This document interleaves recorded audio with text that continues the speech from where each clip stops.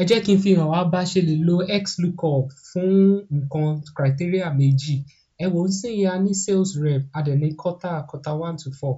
Bóyá mo wá fẹ́ kó jẹ́ pé tí n bá ti kọ sales rep kan síbí àti quarter tí mò ń wá kó fún mi ní iye ọjà tẹ́ni yẹn tà ní quarter yẹn.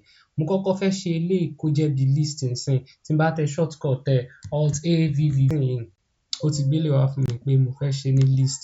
Mo dẹ̀ sọ pé data tí mo fẹ́ kó síbẹ̀ títí sales rep mo ti ṣe yẹn okay.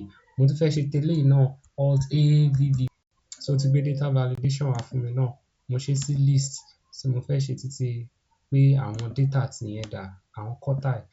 So a ti ṣe list síbí báyìí wípé tá bá mú nǹkan bí báyìí sí kó fún wa tá bá mú nǹkan bí báyìí sí quarter. So ibi tá a fẹ́ kọ lookup wá sílẹ̀ Xlookup ni mo fẹ́ lò. Kí ni lookup value? Ẹ jẹ́ ẹ ṣe ti sales rep comma ibo làwọn tó kù ẹ̀ wà àwọn ní array ẹ̀ comma. Mi ní wá lọ kọ nǹkan tí mo fẹ́ kó return. Màá tún lo Xlookup torí nǹkan méjì ni mo fẹ́ wò. Mo tún mú eléyìí náà ibo làwọn quarter tó kù wà ibi báyìí comma then àwọn nǹkan wo ni kó return gbogbo ẹ̀ ní ibi báyìí. Tí mo ti bracket alákọ̀ọ́kọ́ ẹlẹ́ẹ̀kejì tí mo ṣe enter ṣé rí pé ó lọ fún mi ti chioma quarter 3 nísìnyí 3006. So a lè máa lo Xlookup fún wa ní criteria méjì bẹ́ẹ̀ yẹn náà ní Excel wa.